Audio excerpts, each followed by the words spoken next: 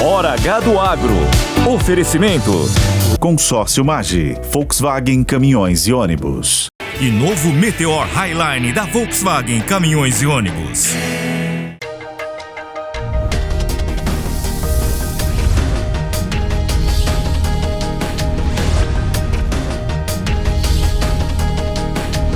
Hora H do Agro.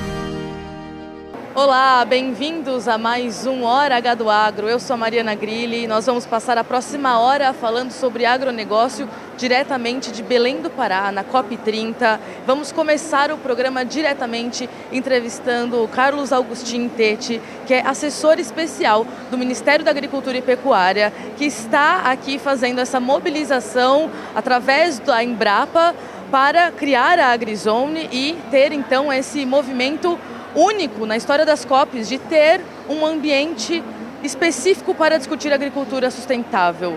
Muito obrigada pela participação. Gostaria de falar que, de fato, eu já estive em outras COPs e é bem impressionante. Gostaria de saber como é que foi esse processo e o trabalho em conjunto. Você já teve outras COPs, nunca viu isso, né? Exato. Então, eu acho que as COPs de agora em diante vão ser diferentes. Não haverá mais COP sem AgriZone, né?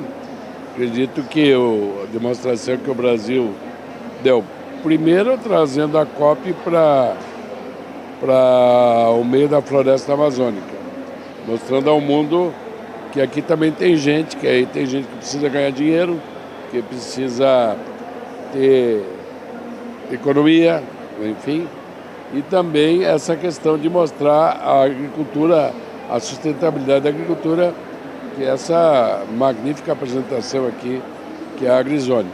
A próxima COP talvez seria na Austrália, mas vai ser na Turquia. Eu tenho certeza que todas as COPs de agora em diante vão ter, e vai ser muito bom para a agricultura que tenha a demonstração de o que a agricultura faz pelas mudanças climáticas e pelo meio ambiente. Como o senhor disse, então, né, existe muito essa sinalização de que será na Turquia um país que não que tem uma agricultura ali de produção de frutas, mas não é como o Brasil, não há como comparar nesse sentido de tantas cadeias a nível de exportação também. Já existe algum diálogo de mapa estar presente na próxima COP30, né?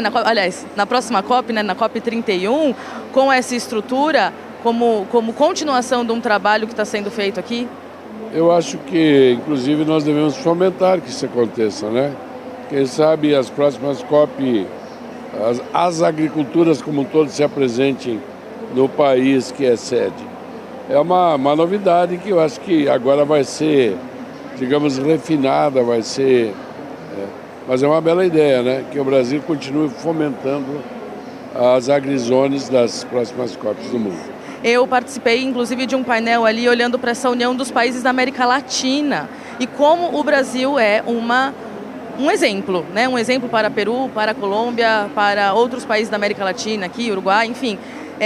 E falaram do Caminho Verde. Então eu gostaria que o senhor explicasse também um pouco desse programa que está sendo fomentado aqui, que foi anunciado em 2023, lá na COP28, e pelo que eu entendo, então é uma continuação de um trabalho que está sendo feito desde lá. Muito bem. Em 2023, em dezembro de 2023, nós tivemos o decreto presidencial que criou o programa. E de lá até agora trabalhamos muito na questão técnica, na questão dos protocolos e tudo mais, na procura de financiamentos. E por fim, neste ano, no final deste ano, já temos o dinheiro, já temos os bancos, já temos 10 bancos que ganharam o leilão. É um leilão do Tesouro Nacional para uma mistura de dinheiro do Tesouro e dos bancos, chegando ao final desse ano com 30 bilhões que vão estar disponíveis a partir do ano que vem nos bancos para um financiamento longo, de 10 anos, com 2 anos de carência. E temos também uma possibilidade de mais uns 8 bilhões do governo japonês, que está bem adiantado, que eu acho que vai sair. Então nós estamos falando num primeiro ano de trabalho de 40 bilhões de reais, é muito dinheiro. Isso dá para fazer de 2 a 3 milhões de hectares. E às vezes a gente não entende o que é 1 milhão de hectares, 2 milhões de hectares. A Espanha planta 1 milhão de hectares. O Uruguai planta 1 milhão de hectares. Então nós estamos falando da possibilidade de aumentar a produção brasileira em áreas do tamanho de 2 a 3 Espanha, de 2 a 3 Uruguai. Só o ano que vem. E o programa pretende continuar. E a matriz do programa é não desmatar. Então, mas vai aumentar a área sem desmatar? Sim, não vai aumentar a área. Vai aproveitar aquilo que já está existente, que está sendo mal aproveitado, fazer com que dobre a produção, que tenha mais produtividade, mas que tenha bastante programas de sustentabilidade. Carbono baixo, enfim, cultura morta, plantio direto, bioinsumos, enfim. Criamos junto com a Embrapa uma série de critérios de sustentabilidade que vão ter que ser seguidos nesse programa. E aí, foi o que o senhor falou, né? Existe também esse a longo prazo, tanto para a utilização desses recursos e os juros aplicados, mas também para o próprio produtor se acostumar, porque não é da noite para o dia. Eu gostaria de entender em que momento, e se há, né, de fato, essa interlocução entre Caminho Verde e assistência técnica, porque para toda essa mudança, o produtor precisa estar suportado pela assistência técnica e extensão rural, né? A Embrapa, ela está encarregada de fazer os protocolos e ela também está encarregada de criar o caminho da aferição, porque tu tem que fazer os protocolos, tem que seguir os protocolos, tem que aferir, né? Tudo isso a Embrapa vai fazer. Você perguntou uma coisa importante, como é que nós vamos ensinar, como é que nós vamos fazer? Nesse primeiro momento, nós temos esses recursos disponíveis sem teto. Quer dizer, pode ser um grande produtor pegar um dinheiro muito grande.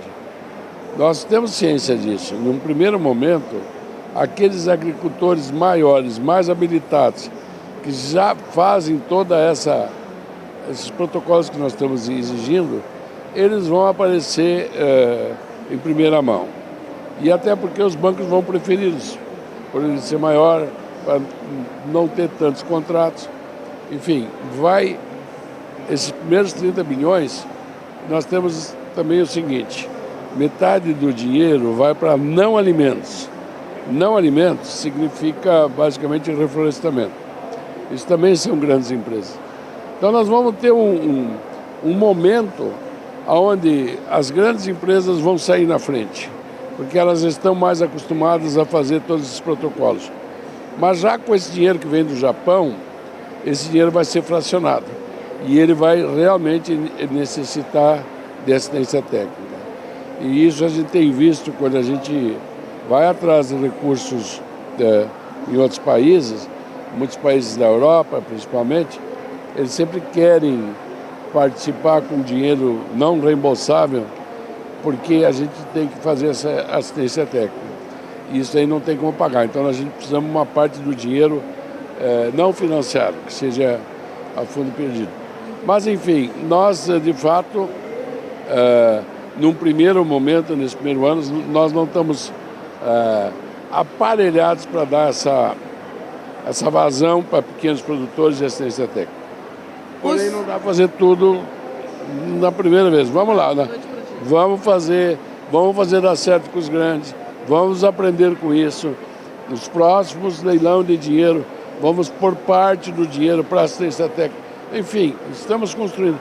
Porque a nossa intenção é trabalhar mais de 10 anos e todos os anos fomentando dinheiros nesses financiamentos. Duas perguntas, então. Mas a primeira, o senhor comentou, por exemplo, sobre parceria com o Japão. Conversei também com outro membro do Ministério da Agricultura que me falou sobre parcerias com Itália. Como que estão essas conversas bilaterais aqui na COP, acordos de cooperação, de pesquisa ou de comercialização, de extensão de tecnologia? Gostaria de entender o quanto que a COP 30 também está sendo um palco, dentro ou fora da AgriZone, mas um palco para, principalmente, esses acordos bilaterais e, quiçá, entender como está sendo a articulação entre Mercosul e União Europeia a partir de uma diplomacia aqui em Belém. Bom, sobre cooperação internacional, é uma coisa que a gente, obviamente, vem fazendo desde o começo, procurando outros países e tal. Mas durante essa COP foi lançado um outro programa que é, basicamente, focado no nosso, uma derivação ou uma cópia da FAO, que se chama Raiz, seria transportar esse programa Caminhos Verde Brasil para nível mundial, né? Mas isso não significa que amanhã vai ter financiamento, não é assim. É uma plataforma onde vai encontrar os interesses dos países que querem finanças e dos investidores que querem aplicar em finanças verdes. Então a gente espera que essa plataforma possa ser um local de trabalho onde se encontrem... É um estilo de TFFF para o agro? Mais ou menos. Não quero dizer assim porque TFF... Buscar recursos internacionalmente. Uma dinâmica que não seria a mesma nossa. Mas assim, comparando com o TFF, há quantos anos a gente já fala em TFF? Essas coisas não nascem com dinheiro. Elas nascem com ideias, ela nasce com cooperação com países fazendo parte. Mal comparando, é o que está acontecendo agora com o projeto Raiz. O que já aconteceu com o TFF há anos atrás. O amadurecimento do TFF levou nesta COP a ver os aportes que houveram, né?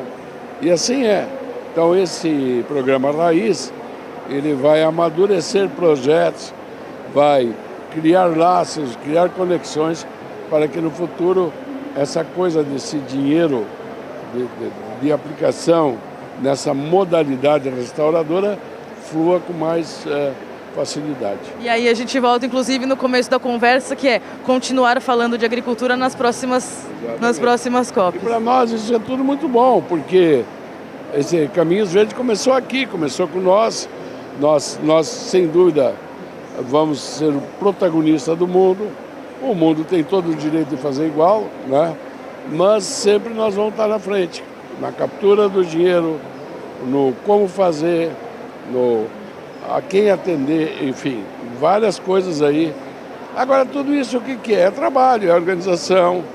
A gente não chegaria onde chegou sem a Embrapa, a gente não chegaria onde chegou sem o auxílio do Tesouro Nacional, que criou uma modalidade de negócio que chama Ecoinvest, que conseguiu captar esses recursos de uma maneira bem razoável de juro, sem o decreto presidencial, sem o nosso trabalho do Ministério da Agricultura, juntando essas coisas. E o Ministério do Meio Ambiente entra nisso também? Sim, desde o começo. O Ministério do Meio Ambiente, ele participou de todas as discussões dos critérios de quem pode tomar o financiamento, quais são as condicionantes ambientais, a questão de pode ou não pode desmatar, que tipo de quesitos de sustentabilidade. Esse programa tem o Ministério da Agricultura, o MDA, e o Ministério do Meio Ambiente, o Ministério da Fazenda e o Tesouro Nacional. Todos eles trabalhando para achar essa fórmula. Então, só para encerrar, existe esse diálogo muito falando de que a AgriZone está distante da Blue Zone e de que existe uma dificuldade de convergência, olhando muito para uma questão entre mercado, iniciativa privada e sociedade civil até. Quando a gente fala de governo, quando a gente fala da maturidade do governo federal, como esse exemplo, então, existe um diálogo entre Ministério da Agricultura e Meio Ambiente. Eu gostaria de perguntar isso no sentido de esclarecer para a sociedade que o Brasil está unido nessa COP30 e que não há essa separação.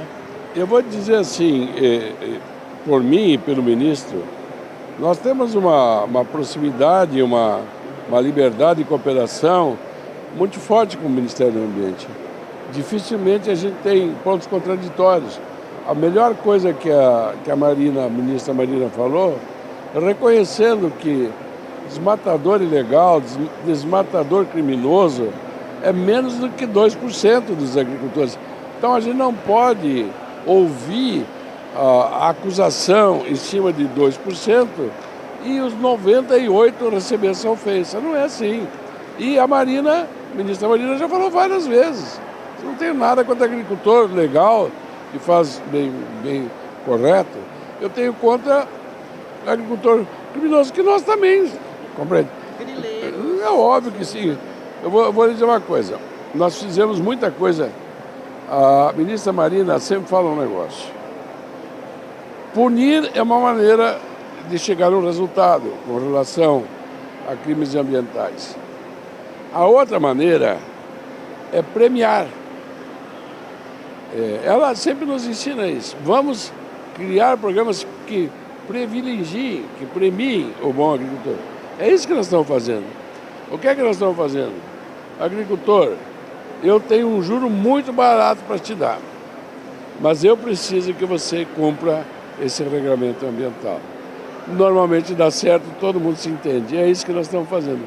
Premiando aquele que traz uma contribuição para o meio ambiente, para as mudanças climáticas. Por isso que a discussão do CAR também ganhou uma proporção em vários painéis aqui, né? De destravar isso para... O problema do CAR é assim, eu vivo dizendo, o Brasil tem o melhor Código Florestal do mundo, todo mundo sabe. Mas daí vem, e aí, funciona? Funciona, a gente sabe que funciona, a gente sabe que a gente cumpre. Mas o atestado desse cumprimento, que é o CAR, funciona? A gente sabe que não funciona. Então, assim, isso já passou da conta, nós temos que fazer um mutirão para resolver isso. Isto é um dever do Estado, os Estados não estão fazendo o seu dever e eles receberam essa incumbência legal, eles têm que dar um jeito de fazer. Ou eles não estão conseguindo. Eu acho que nós temos que reunir forças no mutirão, porque o CAR é muito importante para o Brasil. Selos internacionais, reconhecimento, são muito importantes de agora em diante, porque o mundo novo da competição das commodities, ele não se dá só pela qualidade. Hoje existe uma outra competição. Tem selo, não tem selo, tem rastreabilidade, é baixo carbono, não é baixo carbono. Hoje tudo isso pesa. E esse programa que nós estamos fazendo, Caminhos Verdes Brasil, pensa em tudo isso. Porque como ele exige muita coisa, ele logo vai começar a exigir também o selo. E quando nós tivermos o selo, nós já somos uma competitividade muito forte. Nós vamos crescer ainda a nossa qualidade competitiva. Por exemplo, nós estamos introduzindo uma prática de o agricultor ter que fazer balanço anual de carbono. Ele não vai receber nenhum selo que é baixo carbono. Ele vai ser obrigado a apresentar o relatório da contabilidade de carbono. E aí? E aí que ele vai aprender a lidar com isso. Ele vai saber como é que emite, ele vai saber que sulfato de amônio é diferente de ureia, ele vai saber que se ele usar placa solar em vez de comprar energia é diferente, ele vai saber se ele usar biometano no trator é diferente de usar óleo diesel. Então, é uma construção que estamos fazendo para o futuro. Perfeito. Muitas notícias boas para contar sobre a ciência agronômica brasileira. A gente realmente espera que isso ganhe tração. Gostaria muito de agradecer ao senhor pela entrevista. Ficaria mais um bom tempo aqui, mas sei que a agenda é apertada. Queria saber se o senhor quer encerrar falando com a nossa audiência, por gentileza. Encerrar com uma palavra de otimismo. Nós, brasileiros, não vamos ser produtores de chip, nem de nave espacial, embora a gente já produza avião, a Embraer, mas nós não vamos ser uma sumidade em inteligência artificial. Nós vamos ser o que nós somos, bons produtores, excelentes produtores de alimentos, excelente na questão energética, excelente na parte agronômica e ambiental. É essa a nossa vocação, vamos continuar sendo assim, vamos assumir esse protagonismo no mundo, vamos ser o melhor do mundo, vamos continuar assim. Está muito bom. E retomar o prazer de ser brasileiro pelo que a gente pode mostrar para o mundo. Eu acho que isso que é importante, né? Fica muito claro aqui na COP30 o quanto o Brasil é respeitado na agenda agroambiental. Isso independente de lados, acho que ficou muito claro. Você falou, eu tenho às vezes acompanhado o ministro Favaro pelo mundo, vendendo os produtos, e aí a gente começa a entender melhor o tamanho e a grandeza que é o Brasil e a amizade e a receptividade que o Brasil tem no mundo inteiro. nos enche de orgulho quando a gente faz isso. O Brasil, assim, vou te dar só um dado, frango, 40% das exportações de frango do mundo estão no Brasil. 40%, quase a metade dos frangos consumidos. É um orgulho muito grande, né? Estamos transformando milho em proteína animal de qualidade, com preço. Então, assim, só coisa boa. Vamos lá, vamos continuar nisso. E essa interação da Embrapa também deu origem aqui, deu palco para uma parceria firmada com a Nestlé. E quem traz mais informações é a repórter Camila Yunis. A parceria entre Nestlé e Embrapa já existe há cerca de 3 décadas. E agora, diante dos olhos atentos do mundo para a COP30, as duas empresas deram mais um passo rumo à descarbonização. A companhia estabeleceu metas para reduzir em 50% as emissões de gases do efeito estufa até 2030 e alcançar a neutralidade de carbono até 2050. Com o acordo firmado entre as duas empresas, serão realizadas pesquisas voltadas à redução de emissões nas cadeias de leite e de cacau. 70% da pegada de carbono da companhia tem origem no campo, sendo que só a cadeia do leite representa metade das emissões totais. Na prática, o acordo terá 2 projetos principais, com apoio técnico e científico da Embrapa nas produções da Nestlé. A Head de Agricultura Regenerativa da Nestlé Brasil, Bárbara Soleiro, diz que a atuação conjunta com a Embrapa é fundamental para que a empresa possa cumprir as metas estabelecidas. A Nestlé vem investindo de forma global cerca de 1,2 bilhão de francos suíços para fazer com que essa transição para a agricultura regenerativa aconteça. E, naturalmente, parte desse montante está aqui no Brasil como um grande player estratégico do ponto de vista de agricultura, de oferecer as matérias-primas para os nossos negócios globais.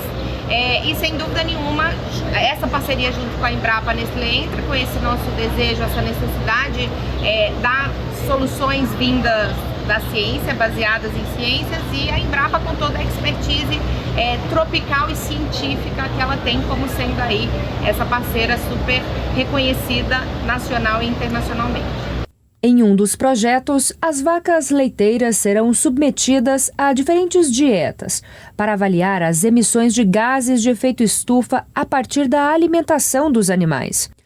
Há alguns anos, cientistas têm investido em pesquisas para uma nutrição animal que permita que as vacas e bois liberem menos gases. Já na produção cacaueira, a Embrapa prevê o desenvolvimento de sistemas agroflorestais mais eficientes. O plantio sombreado do cacau é uma das características da produção na Amazônia, tornando a integração com a floresta o modelo recomendado para a região, sob a perspectiva da descarbonização. Na prática, a ideia é utilizar outras culturas junto do cacau, como explica a presidente da Embrapa, Silvia Masruá. O que seria? Seria a parte de criar cultivares mais resistentes a estresse hídrico, resistente a doenças. Então, é nesse modelo que a gente vai estar trabalhando. Quais são os sistemas de produção dentro do sistema agroflorestal? Produzir cacau, com açaí, com cupuaçu. Então, dentro desse modelo, como que a gente pode desenvolver e como que a gente pode fazer um modelo para treinar, capacitar os produtores rurais para adotarem esses sistemas de produção agroflorestal, por exemplo, para a produção de cacau. Então, é nessa linha que a gente está trabalhando com a Nestlé. A gente firmou um acordo maior para, além do leite, a gente trabalhar com essa questão do cacau também, visando o Brasil tornar novamente protagonista na produção de cacau. O acordo firmado mostra a relevância da parceria entre setor público e privado. Desde a década de 70, a Embrapa desenvolve pesquisas que fomentam a agricultura e pecuária.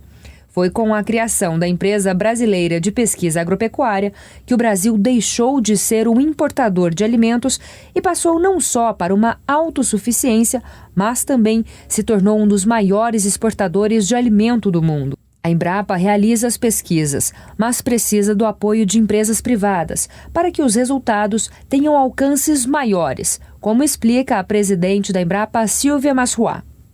Então, a gente sabe da nossa responsabilidade de ajudar né, a mitigar as mudanças climáticas, né, usando, então, gerando tecnologias para adaptação, né, e agora a gente precisa também criar multiplicadores. Então, seja parceria privada, né, startups, ou até mesmo a extensão rural pública e privada, ela é importantíssima para a gente criar multiplicadores, que esses multiplicadores levar essas tecnologias chegar a todos os produtores, né? Hoje a gente, muitas vezes, nós temos 5 milhões de produtores, 77% são pequenos e médios produtores. A parceria entre Nestlé e Embrapa já atua também no café, por meio de acordos com instituições como a Fundação Procafé, integrante de consórcio coordenado pela Embrapa. Um dos resultados mais recentes foi o teste de uma variedade genética do grão, desenvolvida ao longo de 10 anos de pesquisa. E fazendo uma ponte aqui do Hora H do Agro com o Marco Antônio, nosso agrometeorologista, que manda aqui as nossas contribuições para a gente falar sobre a previsão do tempo para a próxima semana nas áreas produtivas, acompanhando o desenvolvimento das safras. Então esse é mais um Por Dentro do Clima. Por Dentro do Clima. Olá, Mariana. Olá a todos. Olha, realmente as chuvas estão voltando gradativamente para as regiões mais centrais e norte do Brasil. A previsão, né, agora para essa próxima semana é de chuvas muito boas em grande parte das regiões, principalmente do Mapitobá. Depois de um outubro, né, e um novembro bastante seco, com chuvas muito irregulares e um plantio da soja extremamente atrasado, os últimos dias estão sendo marcados pelo retorno das chuvas sobre toda essa faixa mais central e norte do Brasil. E em detrimento, Mariana, está chovendo pouco no sul do Brasil, né? Tempo mais aberto. Isso tudo está relacionado com a laninha. A laninha está ganhando forças nessas últimas semanas e, consequentemente, ela tira um pouco a pressão de chuvas do sul do Brasil. Então, a região sul, Paraguai, Argentina, sul do Mato Grosso do Sul, até mesmo algumas áreas mais ao sul de São Paulo, começarão a ter chuvas mais irregulares. Não é uma ausência, não teremos aí uma total ausência das chuvas, mas as chuvas vão ficar mais espaçadas entre um episódio e outro. E isso começará a trazer um pouco de preocupação, mas lá para os produtores, né, do sul, mas nada que isso possa trazer problemas para o plantio, para a safra, pelo contrário, né, esses bons intervalos que vai ter entre uma chuva e outra, isso pode garantir condições melhores para o produtor ir a campo e realizar os tratos culturais sem grandes problemas. Já para as regiões mais norte do Brasil, como Mato Grosso, Pará, Goiás, Minas e principalmente toda a região do Mapitobá, a tendência é de chuvas mais frequentes.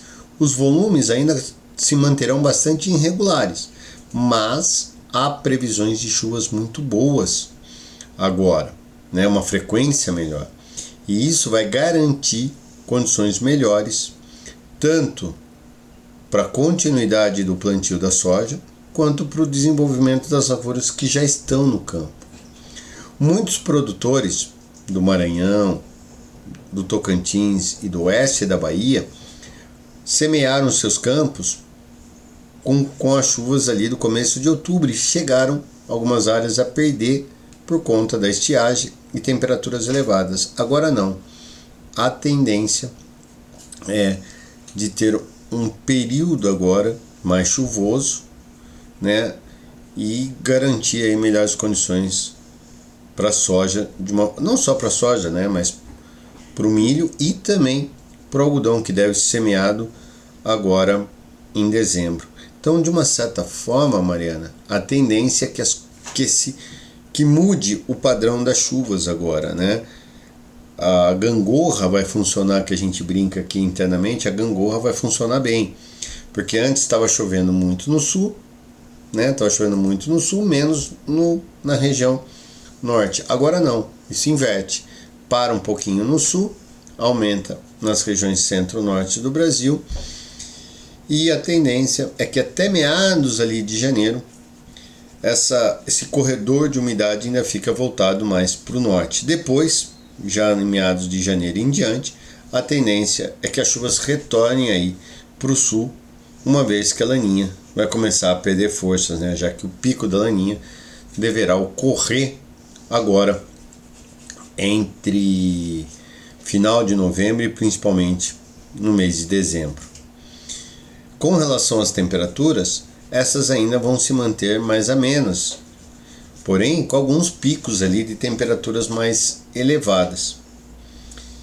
E como eu sei que você está na COP30, né, é legal falar que o produtor tomar um pouco de cuidado aí com essas mudanças no padrão climático que estão ocorrendo, né? As mudanças climáticas são fatos, né? E isso vem trazendo um novo padrão das chuvas, das temperaturas. Observem, né, os extremos, né? A gente teve aí fortes chuvas no sul do Brasil, em especial no Paraná. Tivemos secas, né, de novo, com temperaturas elevadas nas regiões mais centrais e norte. Então, isso está trazendo um novo padrão climático. Então, muita atenção aí, porque os extremos, seja seca, seja chuvas elevadas, seja frio, ou seja, temperaturas mais altas, isso vai acontecer mais com frequência daqui para frente. E não só o produtor, mas toda a cadeia do agronegócio vai ter que ter ciência disso. Ok? Um abraço a todos, até você, Mariana, e até semana que vem. E o Hora H do Agro, direto aqui de Belém do Pará, na COP30, volta daqui a pouquinho. No próximo bloco a gente continua falando sobre essa interação entre agronegócio, agenda climática, segurança alimentar e transição energética.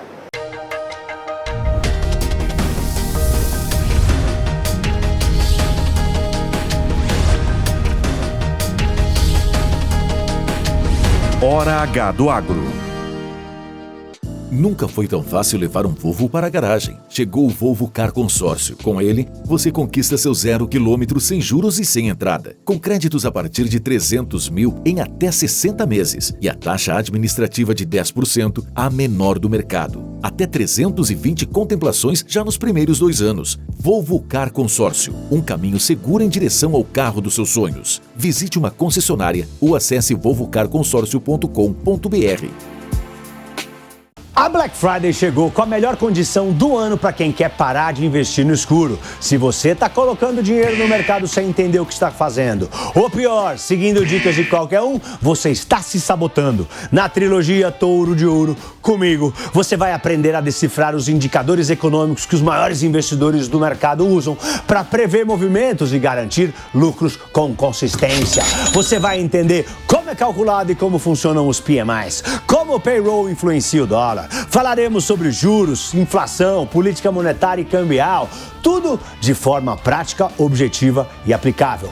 Chega de achismo, chegou a hora de investir com base em leitura de cenário, estratégia e método. Garanta agora a sua vaga na trilogia Touro de Ouro, apontando o celular aqui para o QR Code na tela ou visitando a newcursos.com.br e aproveite a Black Friday para dar o passo que faltava.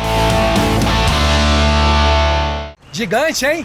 Tá gostando? Muito, mas rapaz, tem um negócio engraçado acontecendo toda vez que eu dirijo. O quê? Sobe aí, olha isso.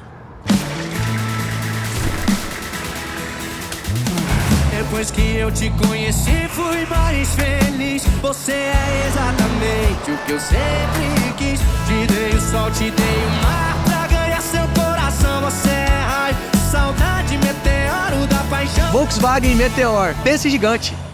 Na hora de blindar seu carro, confie na tradição de quem já está há mais de 25 anos protegendo você e sua família. A Totality utiliza a mais alta tecnologia em blindagens e o que há de mais moderno no mundo. Vidros com garantia de 10 anos contra delaminações. Ligue para 3702-1133 e acesse totality.com.br e @totality.blindados nas redes sociais. Desacelere, seu bem maior é a vida.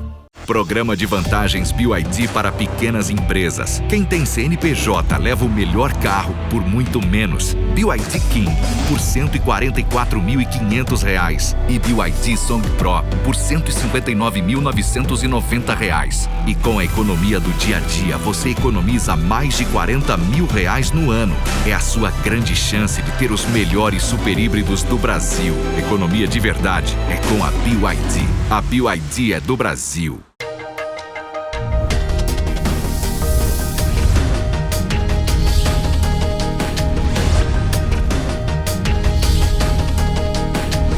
Hora H do Agro.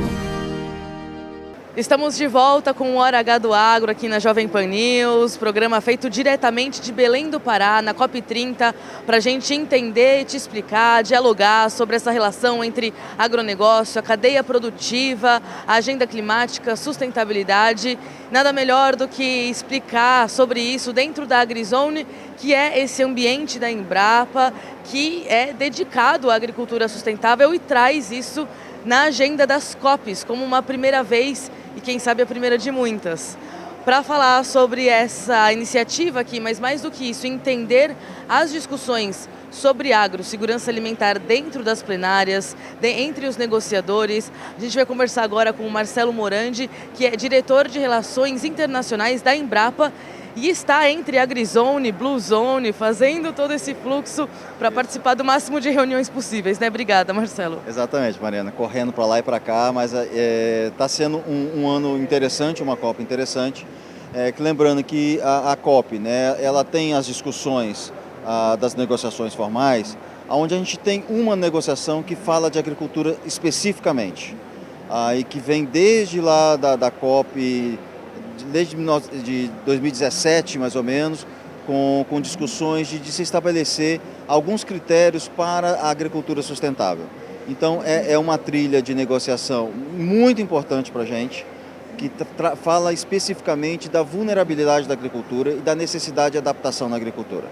Então isso é o que tem de formal da negociação de agricultura. Mas a agricultura está espalhada em todas as outras trilhas de negociação da COP.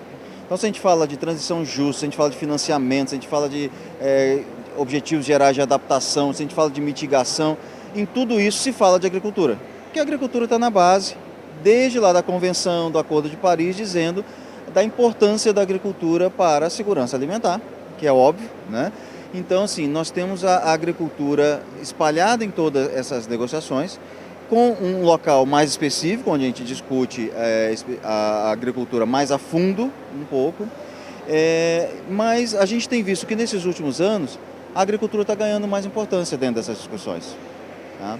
Por quê? Obviamente por causa dos efeitos que já estão acontecendo das mudanças climáticas e do efeito que isso tem sobre a produção de alimentos. Então, a questão da segurança alimentar, e aí começa a se expandir esse conceito de agricultura para sistemas alimentares, ou food system, ou seja, que mostra todo o processo, não só dentro da fazenda, mas todo o processo de produção, de consumo de alimentos, etc.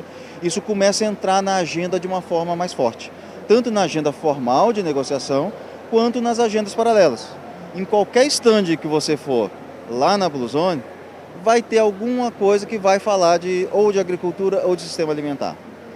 E no nosso caso aqui, esse ano no Brasil, dada a importância que a agricultura tem no Brasil, a gente se propôs a criar esse espaço da AgriZone, né?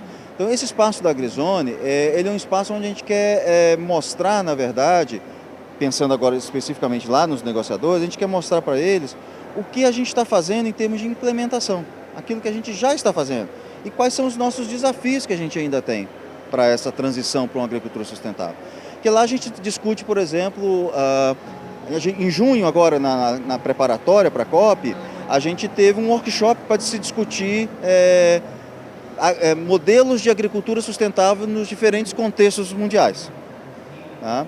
Então lá cada país apresentou o seu modelo, a gente foi lá, a gente apresentou, tivemos uma palestra, mostramos o nosso modelo, os outros países de diversas regiões mostraram aquilo. Mas quando a gente vem para cá e traz, e vem para o campo e mostra isso, as pessoas, nossa, é isso que você disse, né? É assim que vocês estão fazendo. Será que isso aqui se adapta à minha realidade, ao meu contexto? Então, para a gente foi muito útil, né?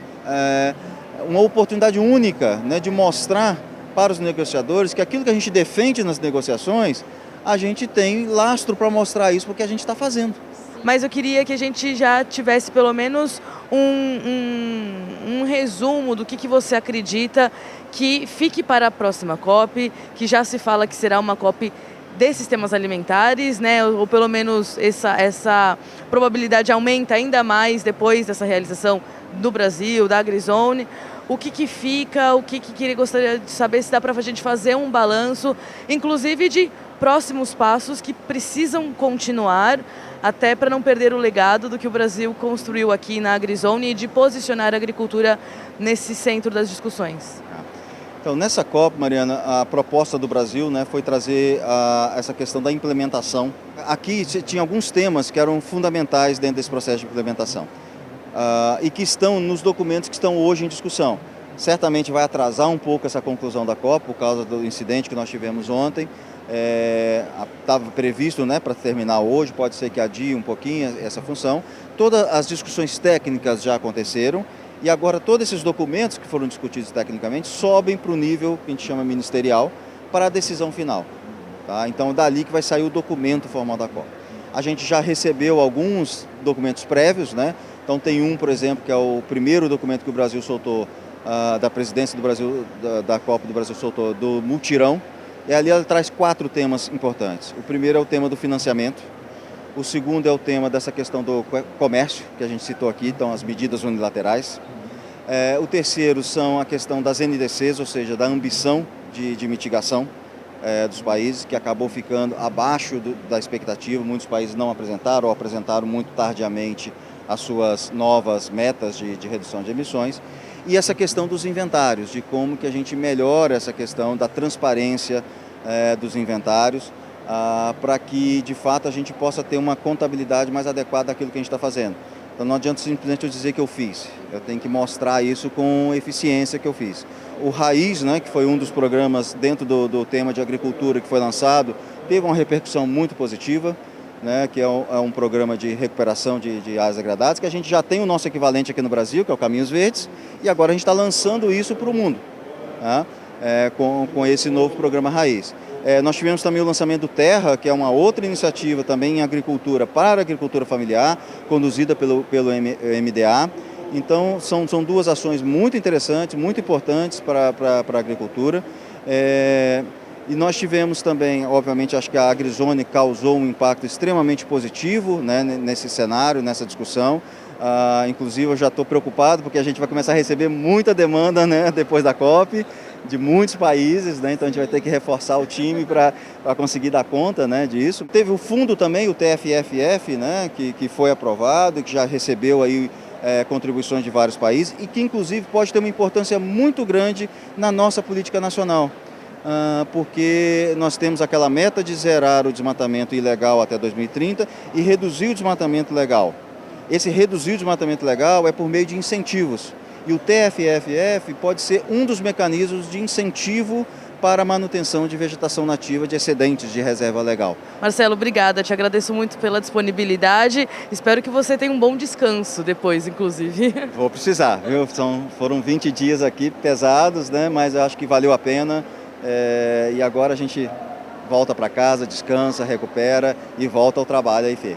Muito obrigada, muito obrigada. Você continua acompanhando aqui a nossa interação com vários entrevistados para fazer esse balanço e entender o papel da agropecuária aqui na COP30, direto de Belém. Continuando aqui nas discussões sobre essa relação entre agronegócio, segurança alimentar, transição energética nesse ambiente de COP30, agora a gente vai falar sobre biocombustíveis e o horizonte promissor que se abre para o Brasil na geração inclusive não só na produção, mas na geração de demanda pelos biocombustíveis brasileiros, para a gente conversar sobre isso, entender o que foi discutido aqui nessa COP30 e também, claro, olhar para, né, o futuro e o que a gente pode fazer com essas oportunidades. Eu converso agora com o Júlio Minelli, ele é diretor superintendente da APROBio, que é a Associação dos Produtores de Biocombustíveis do Brasil. Júlio, muito obrigada pela sua disponibilidade. É um prazer a gente poder estar dividindo um pouco dessa experiência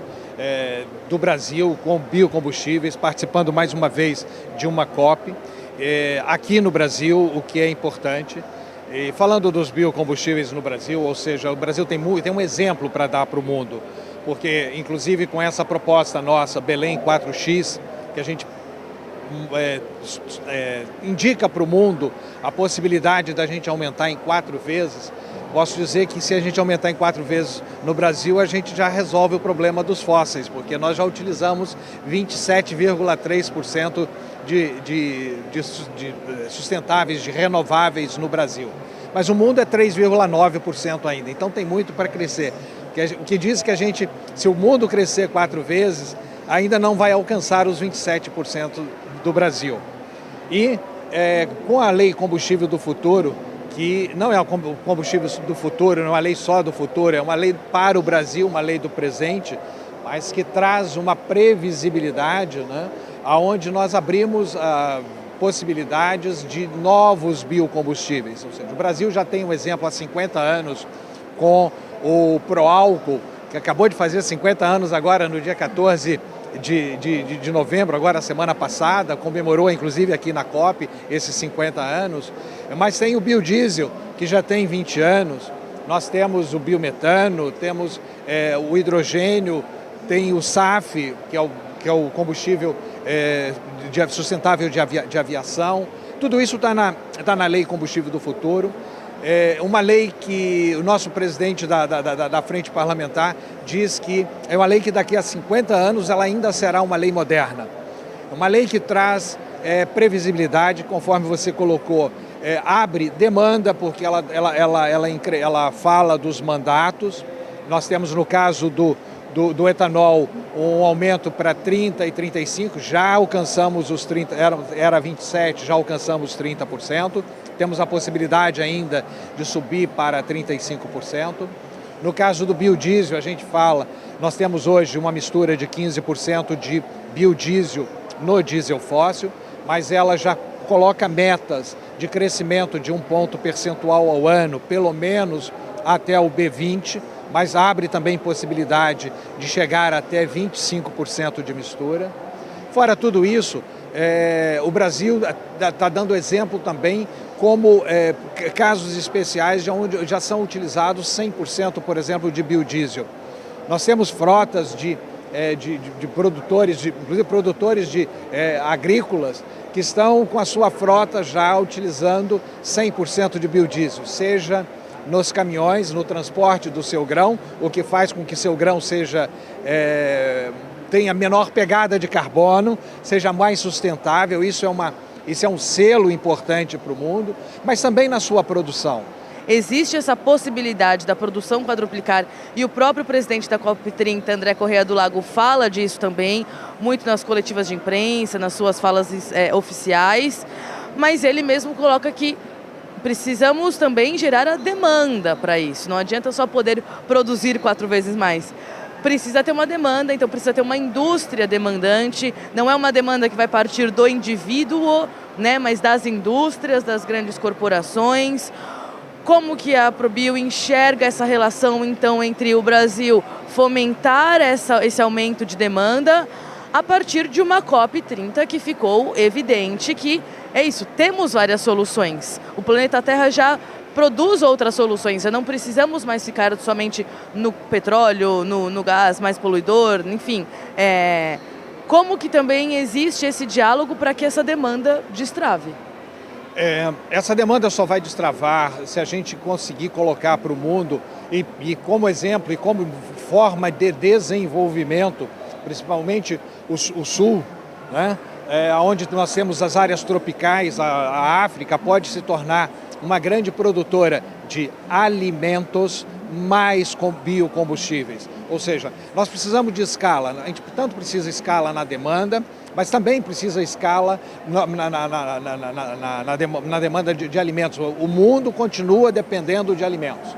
E nós estamos passando nessa COP que o Brasil consegue fazer biocombustíveis incentivando os alimentos.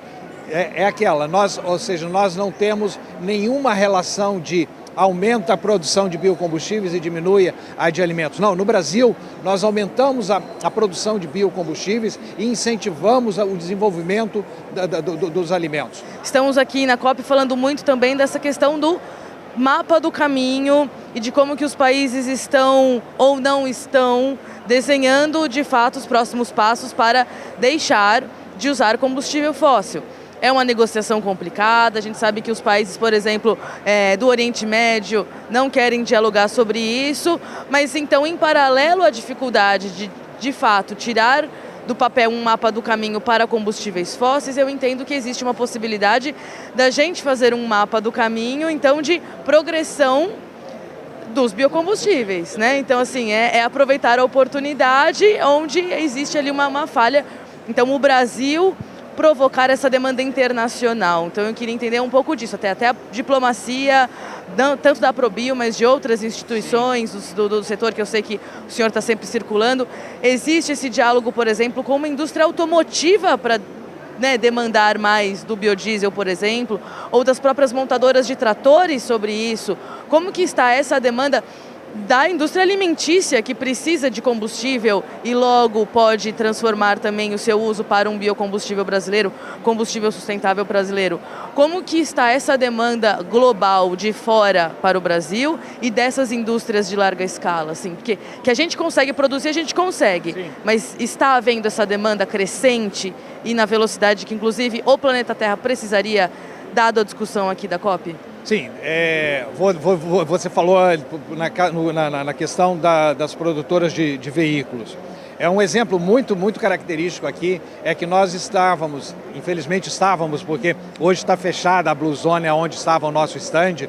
Nós tínhamos um stand conjunto com 11 entidades, reunindo todas as associações produtoras de biocombustíveis, seja de biodiesel, seja de etanol, seja de biogás, com a indústria automobilística. A indústria automobilística, ela vê como grande possibilidade a utilização desses biocombustíveis e está com a gente, e fez as contas aqui no Brasil, acabaram de divulgar um estudo onde, para atingir as metas de descarbonização, não adianta ir para o elétrico. Eles vão precisar dos biocombustíveis para isso. E isso sim, aí você precisa de ter escala. Não adianta você produzir veículos só para o Brasil, precisa produzir para outros países. Então, a ideia, inclusive, desse stand é demonstrar para os outros países que no Brasil nós temos capacidade disso e lá fora também pode ter. E aí, como você fala com relação a abrir mercado e exportação de biocombustíveis brasileiros, essa é outra discussão ou posicionamento que o Brasil vem tendo de certificação de suas matérias-primas. Porque nós temos condições de fazer. O Brasil pode, por exemplo, ser o exportador de SAF para o mundo, produtor e exportador do combustível de aviação sustentável para o mundo, mas o mundo precisa entender que as nossas matérias-primas são sustentáveis. Nós não precisamos desmatar, jogar nenhuma árvore mais no chão para aumentar a nossa capacidade de produção.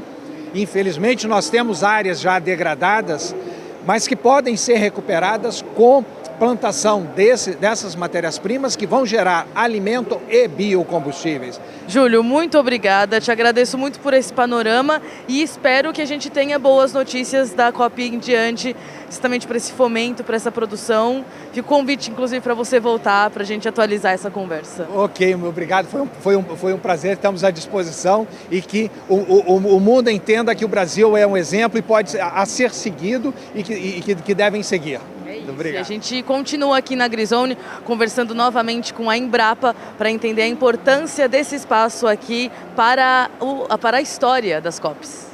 E aqui na AgriZone, esse foi de fato um espaço que reuniu cientistas, que reuniu pesquisadores, políticos, sociedade civil. E é muito legal, inclusive, ter visto que no dia do feriado juntou família aqui, veio muita criança. Então, para falar sobre isso, ter esse balanço e entender, inclusive, o didatismo que a Embrapa trouxe para aproximar a ciência agronômica do público, a gente vai conversar com a Ana Euler, que é diretora de inovação da Embrapa. A gente está falando, na verdade, de uma diretoria grande, que tem várias frentes, mas dá para resumir assim, né, Ana? Obrigada pela disponibilidade. Não, a gente que agradece vocês estarem aqui com a gente. Vocês são muito importantes, porque para falar de clima não é uma coisa simples. O que a gente procurou, a ideia da AgriZone é exatamente para poder materializar isso. Quando fala que o clima afeta a agricultura e os agricultores como? E quais as soluções que os agricultores e a Embrapa têm para oferecer para o mundo, né? E para todos os consumidores de alimento, que somos todos nós, né? Então essa foi uma jornada, na verdade, que começou um ano atrás. A Embrapa lançou a proposta da jornada pelo clima, dessa jornada de conhecimento e de relacionamentos, lá na COP do Azerbaijão, em Baku, quando a gente começou a convidar parceiros para construírem tudo isso aqui junto conosco. E isso se realizou e eu diria que a nossa meta foi superada. A gente tinha uma expectativa de ter 2.000 pessoas por dia, no feriado nós tivemos 3.500 pessoas.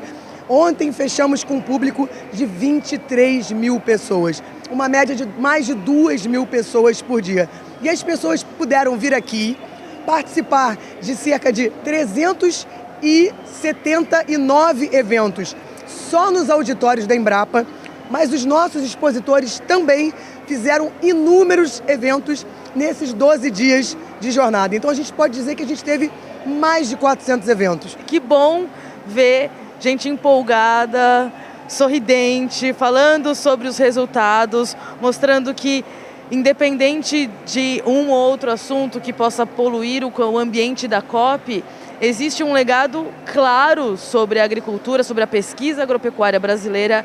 Isso eu acho que deve tocar a todos os brasileiros. Uma pesquisa agropecuária brasileira de ponta, sendo reconhecida internacionalmente no maior evento de mudanças climáticas do mundo. Então isso eu acho que é um grande legado. Te agradeço muito, Ana, pela sua empolgação, por compartilhar com a gente esses números. E o Hora H do Agro, feito aqui em Belém do Pará, direto da COP30, continua de olho também nas movimentações de mercado, no andamento da safra, porque tudo acontece simultaneamente. E é claro que a gente precisa falar sobre a notícia dessa semana da redução das tarifas aplicadas por Donald Trump, presidente dos Estados Unidos, aos produtos exportados, os produtos agropecuários brasileiros exportados. Quem traz uma análise e ajuda a gente a entender esse cenário é o Fabrício Nitsky, que é editor da editoria de internacional da Jovem Pan News. O governo dos Estados Unidos anunciou a retirada das tarifas de 40% sobre mais de 200 produtos brasileiros. Essa tarifa é referente àquela sobretaxa imposta por Donald Trump ao Brasil em julho desse ano, por conta daquilo que ele alegava ser uma perseguição judicial contra o ex-presidente Jair Bolsonaro em meio ao julgamento da tentativa de golpe de Estado. Na semana passada, a Casa Branca já havia confirmado a retirada da taxa de reciprocidade, aquela tarifa base de 10% que foi imposta em abril quando Donald Trump realizou o que ele chamou de Dia da Liberação, quando os Estados Unidos passaram a taxar vários países ao redor do mundo, praticamente o planeta inteiro. Ou seja, na prática, produtos como a carne bovina, o café, frutas, o cacau, que o Brasil exporta para os Estados Unidos, voltam aos patamares anteriores da taxação, anteriores ao período do segundo mandato de Donald Trump. Isso aconteceu por diversos motivos. O primeiro deles, e a Casa Branca fala isso na nota oficial, foram as negociações com o governo brasileiro. A Casa Branca menciona que há progresso inicial nessas conversas e que elas continuam acontecendo. Também cita os encontros do presidente Trump com o presidente Lula. Há um outro fator. O governo americano conversou internamente, e isso inclui a Secretaria de Estado, comandada por Marco Rubio, inclui o Tesouro, comandado por Scott Bessent, inclui o Departamento de Agricultura, e eles entenderam que o ideal mesmo era a retirada das tarifas. E há um outro fator muito importante, que é a questão econômica e política. A inflação nos Estados Unidos tem crescido. Ela já retomou ao patamar de 3%, que era o mesmo patamar de quando Donald Trump voltou à presidência em janeiro. Ou seja, ela tem estado em alta, ainda que ligeira, mas 3% é um valor considerado alto para os padrões norte-americanos. A inflação de outubro, a medição foi cancelada pelo governo dos Estados Unidos, que alegou razões ligadas ao shutdown, a paralisação do governo federal. Mas oposicionistas têm questionado, porque sentem na pele, principalmente a população tem visto isso acontecer, uma alta dos preços e imaginam que ela pode ter aumentado a um nível tão considerável que a Casa Branca preferiu esconder, maquiar os dados. É uma hipótese. O fato é o seguinte: nos mercados, o consumidor norte-americano tem percebido o que está acontecendo. Itens como o café e a carne bovina subiram mais de 14% desde o ano passado lá nos Estados Unidos. E as eleições legislativas de 2026 estão batendo na porta. Donald Trump não quer correr riscos. E o Hora H do Agro fica por aqui, direto de Belém. A gente volta para São Paulo agora, mas sempre mostrando para vocês essa relação entre sistemas alimentares com o agronegócio, a produção de grãos, a agenda do clima, mas também as possibilidades de transição energética. Para você acompanhar tudo isso, fica o convite para sempre assistir o nosso Hora H do Agro, que vai ao ar aos sábados às 5 da manhã, tem reprises aos domingos e segundas. E claro, a gente continua conectado nas plataformas da Jovem Pan News, no YouTube, nas redes sociais. Eu agradeço a sua companhia, agradeço a equipe que faz esse programa acontecer. Eu te espero no próximo programa. Até lá!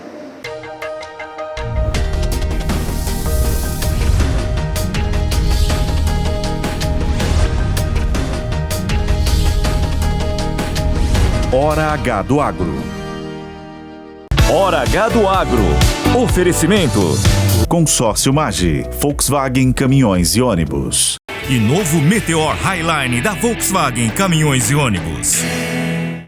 A opinião dos nossos comentaristas não reflete necessariamente a opinião do Grupo Jovem Pan de Comunicação. Realização Jovem Pan.